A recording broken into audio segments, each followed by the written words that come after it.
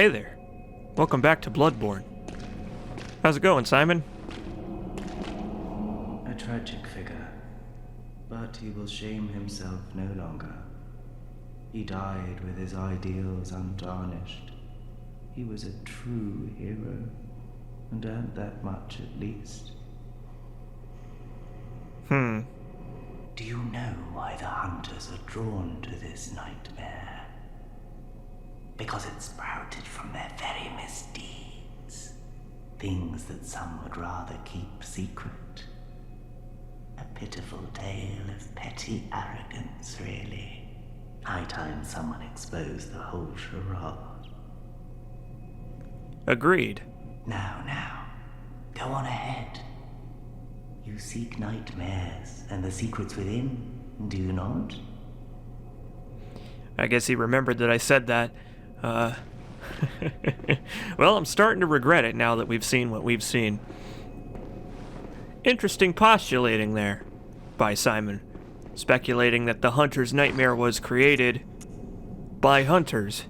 By the mere existence of blood-drunk hunters, the hunter's nightmare was called into existence, implying that butchers, like myself,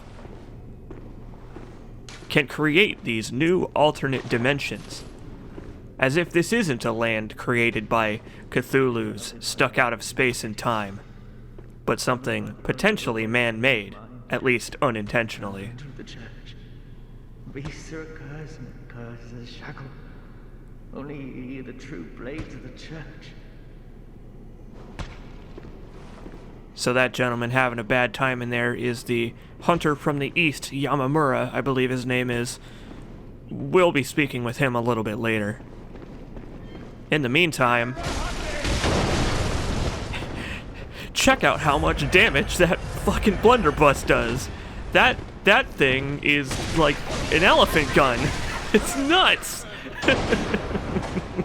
That thing takes so many players by surprise.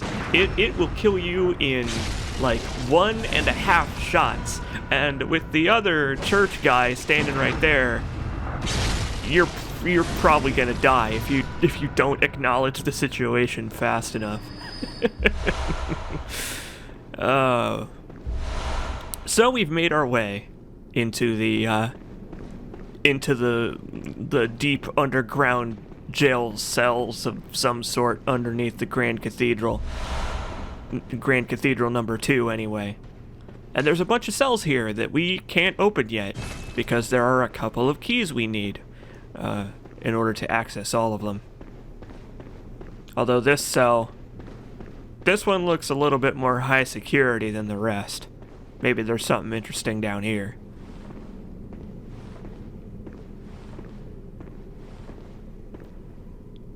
Are you a hunter? Well, that's very odd. Do you hear the toll of the bell? No, I can't say I do. Very well. The beast you seek will not be found here. Go back to your heart, and if you have the chance, put this night behind you. Places better left untouched, secrets better left alone. We have fought so brazenly wrong. Yeah, people keep telling me that. Well, sir, unfortunately, I cannot heed your advice, because we have armed ourselves with the Beast Hunter safe.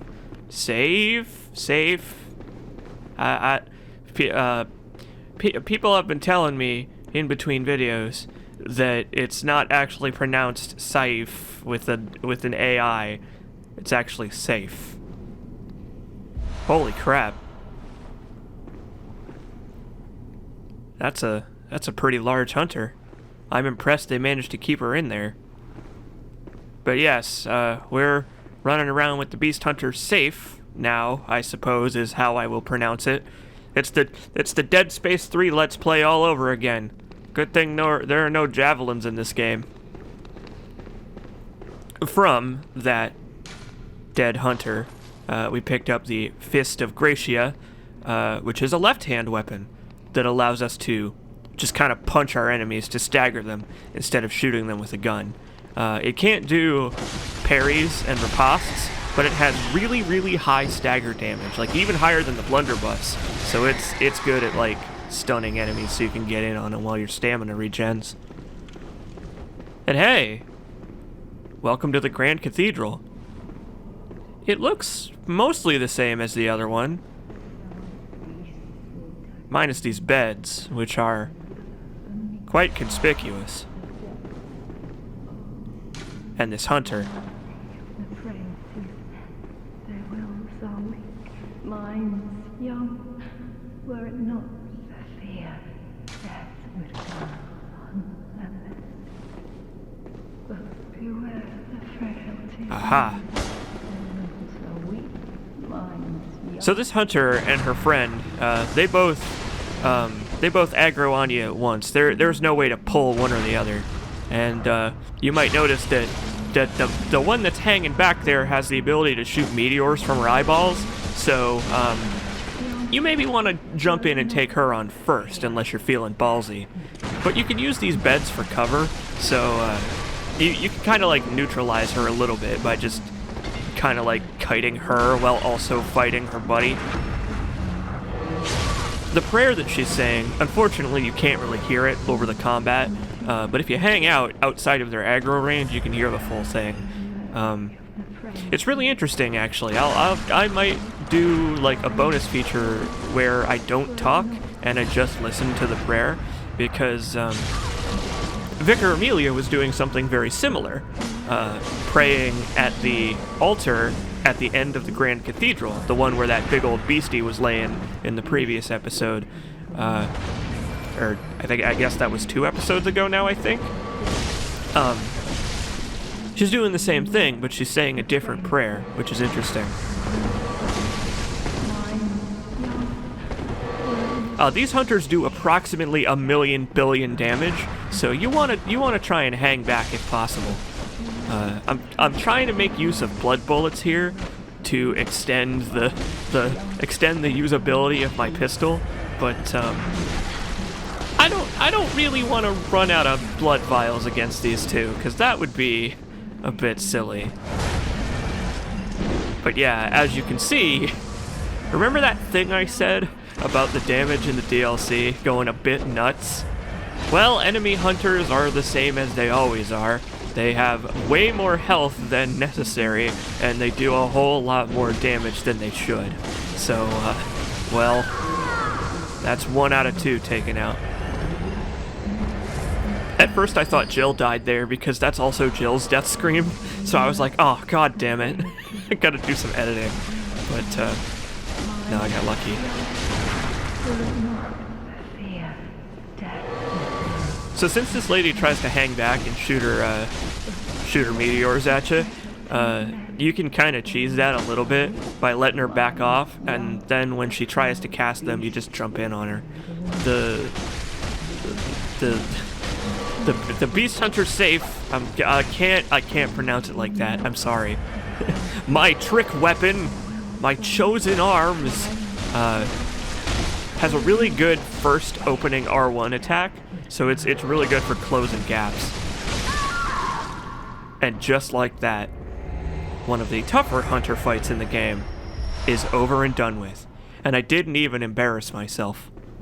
I'm so proud of my own abilities. I'm such a cool guy.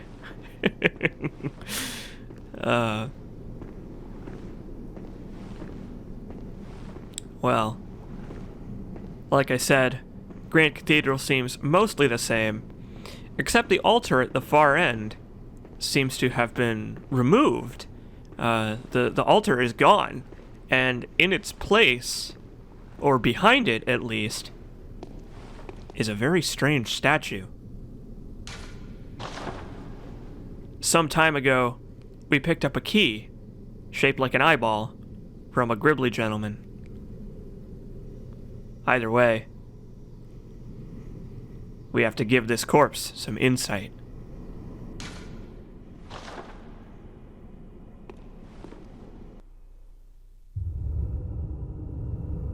But Beware the frailty of men. Their wills are weak, minds young. The foul beasts will tangle nectar and lure the meek into the depths. Oh, remain wary of the frailty of men. Their wills are weak, minds young. Were it not for fear, death would go unlamented.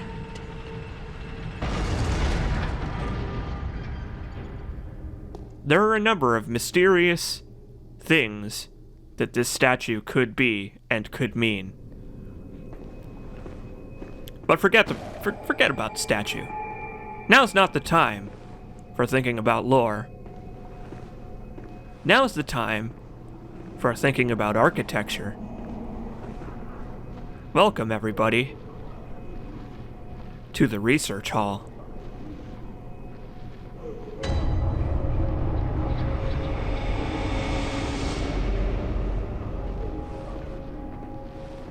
You see, we didn't end up exploring the whole Grand Cathedral. Remember, there was a second clock tower behind the first one when we went and visited the orphanage and dealt with the choir. You remember I looked at it, actually. I pointed it out, and I said that a lot of people didn't notice it. And well, we're here, in the second clock tower behind the orphanage. And as it turns out, it's a little bit closer than you might think to an area we've been to before. Because remember, even though it's a jumbled up mess, the Hunter's Nightmare is still Central Yarnum and Cathedral Ward. Has anyone, seen my eyes? I'm afraid I've dropped them in a puddle. Everything's pale. Well, Oh God. Oh God, poison. What an unfortunate fate this person has met. So, the research hall is one of the more messed up locations in Bloodborne, but there are several floors that we can explore, several locked doors, and several signs that we can read to see where all of these entrances and exits go to. It's really interesting, actually. There's not many signs and signposts that you can actually read in this game, but interestingly, the wording on the signs is completely legible, despite us being in a nightmare plane.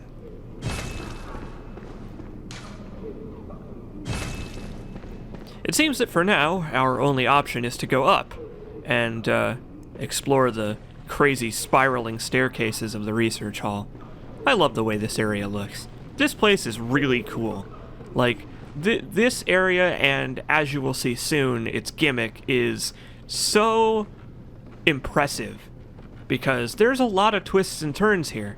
As you can see, these staircases, well, they're full of enemies, but they're also not exactly as straight as you might think. They go all over the place.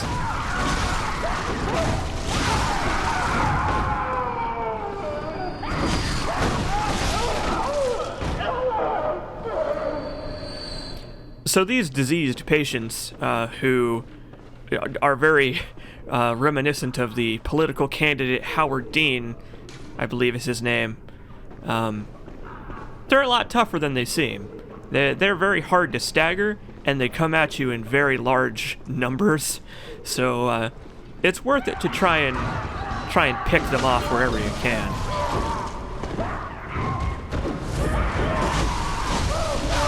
We'll learn a little bit more about these patients, why they're so grotesque and deformed, a little bit later on in this area.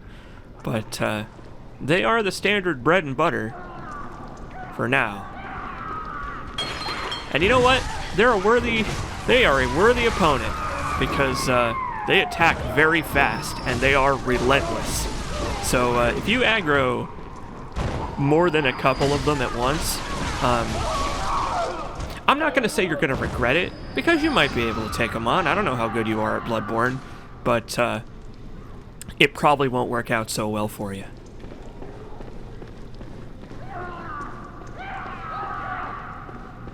So yeah, this is the ambiance set for us by this area.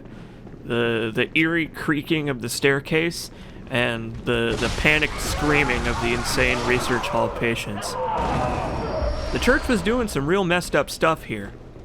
To clue you in a little bit on the experiments that might have been taking place here, recall a conversation that we had a long time ago now. It was quite early on in the Let's Play about the idea of blood saints. I only very briefly mentioned it, but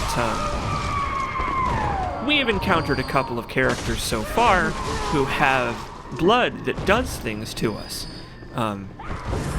Ariana, Adela, and Yosefka, but that was because Yosefka had been experimenting with it. The idea behind blood saints is basically artificially creating, through experimentation, people who can produce real, bona fide healing blood. And as you can see, said experiments may or may not have gone so well for the people of the research hall. Curiously, there are dozens upon dozens of patients, and yet we have seen precisely 0 wardens. So, seems like the lunatics are running the asylum here.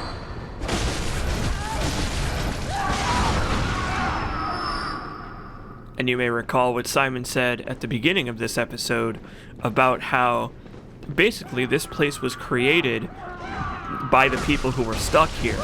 Essentially, that's what he was saying. And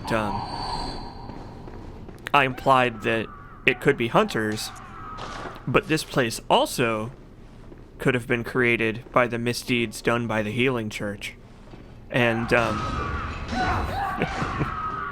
I think the theming of this area might lend itself a little bit better to that theory.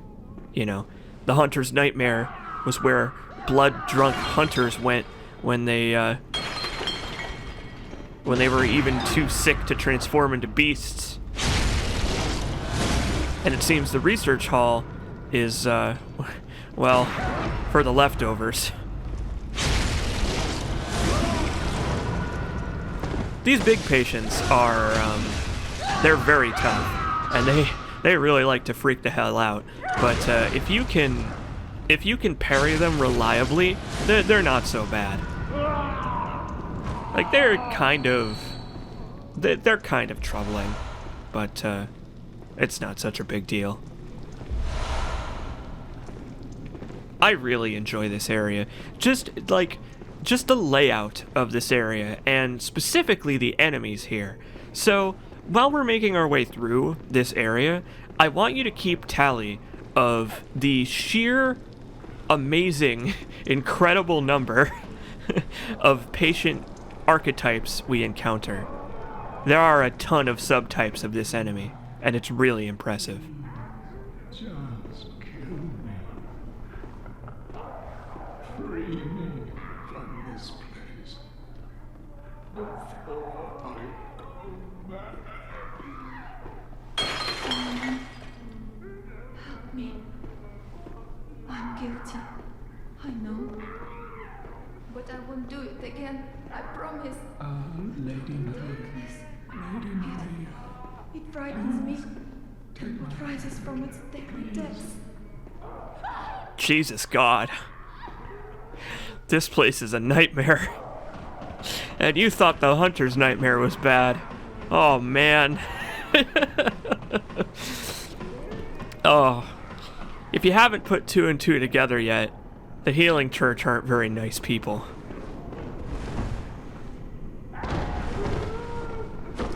So what I'm doing here is I am attempting a little skip to circumvent some platforming that I would have to do later. You're not supposed to be able to make this jump, but there is just enough distance and just enough room for a sprinting jump to make it across to the other side. And if you do that, you can get the key to the cells that we passed by earlier, way, way earlier than the game intends for you to. And that's kind of important, because it will allow me to get my hands on several weapons. there's not going to be a weapon demo in this episode, because in the next one, we are going to be picking up the rest of the weapons, pretty much. And then I can just do, like, I don't know, like 4 or 5 weapons in one weapon demo bonus feature. But in the meantime, we're just going to scoop them up and add them to my pockets.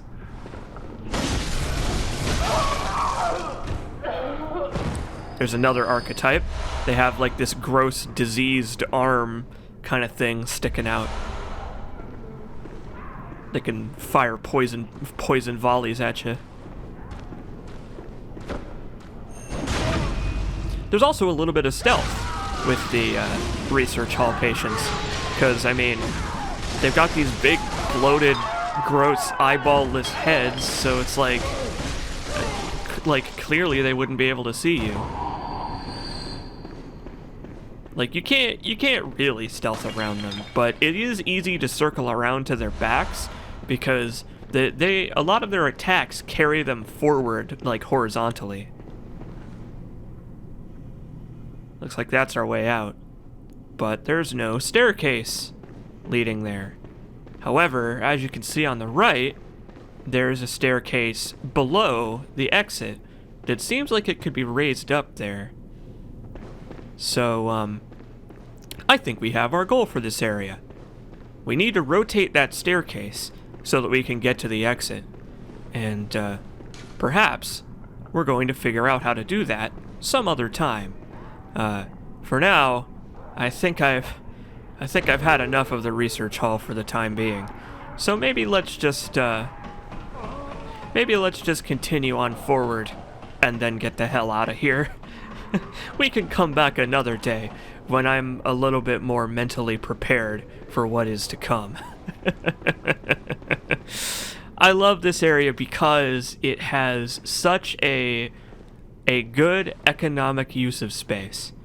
That's something that I really like about Bloodborne, is that they use the space in their tight, compact, circular levels so economically. It's really genuinely impressive. It's something to be celebrated. It really is. This game is wonderful. The way it creeps you out and makes you feel uneasy and unsettled. The environmental storytelling, even in simple stuff like having the Gatling gun guy up there be protecting the upper floors from the patients. It's so cool and unique. But with that, I think we're done with the research hall for now. Let's go see what's in some of those cells before we call it a day.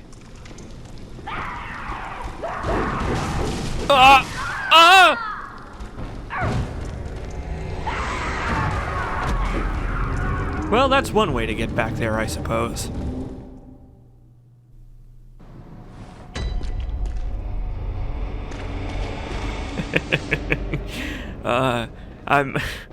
I'm sure I didn't do a good acting job there. I think you could probably tell that I did that on purpose. It's because the research hall has several shortcuts, but they're all stacked on top of each other. So if you unlock one, it's really easy to unlock the rest in sequence and accidentally progress almost entirely through the area. So I died on purpose there so that we can do that next time. Unfortunately, Yamamura here, he's not doing so hot, so I think we're gonna just put him out of his misery. 'Cause I think he's past the point of no return. For our murder of Yamamura, we received his clothes.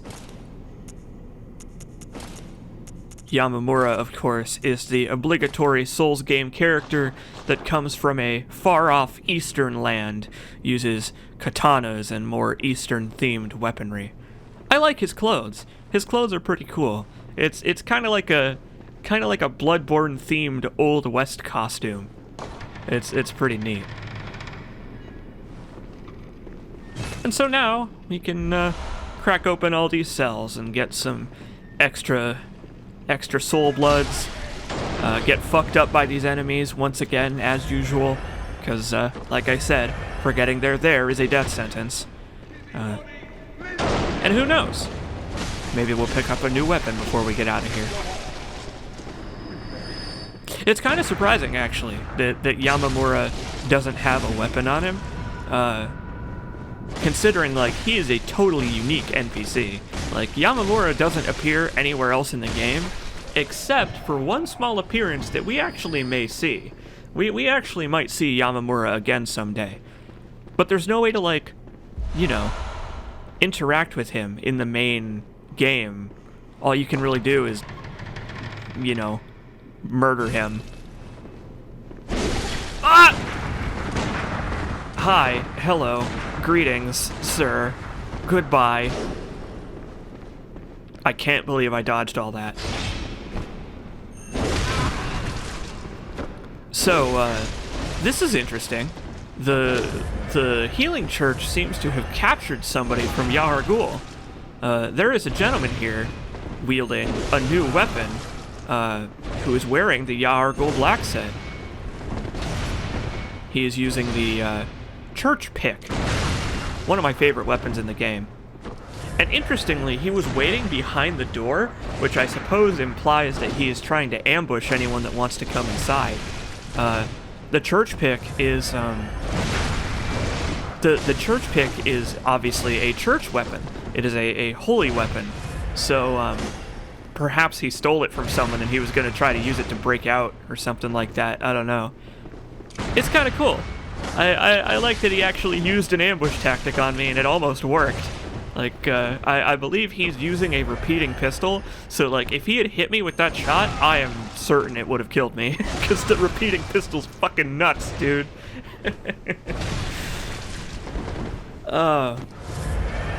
So I'm not going to be doing a weapon demo for the church pick, because you're fucking seeing it right now.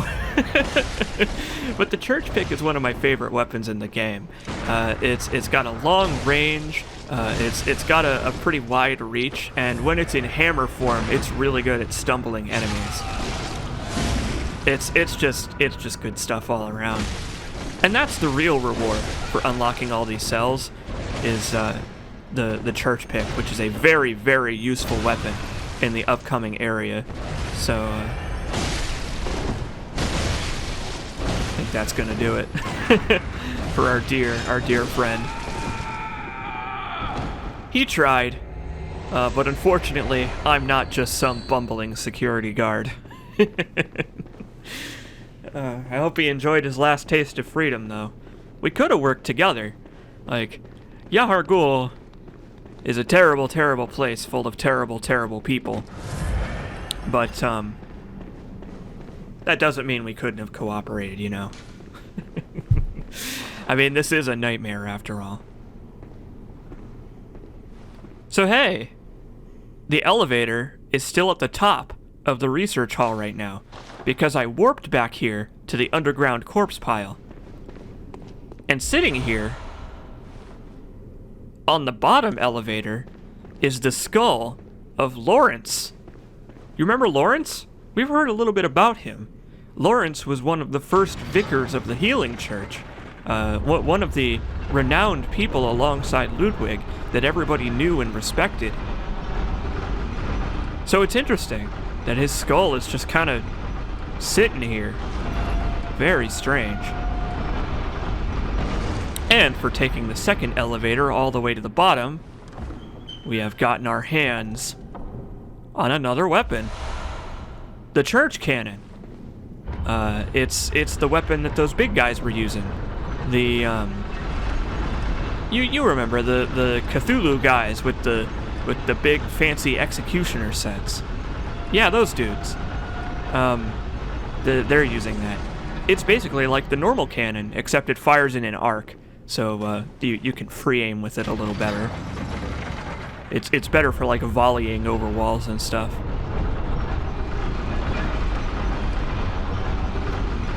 So yeah, that's where the original altar for the Grand Cathedral went. It sunk down into the ground and left this one in its place. Very strange. And with that said and done, I'll see you next time when we explore the rest of the research hall.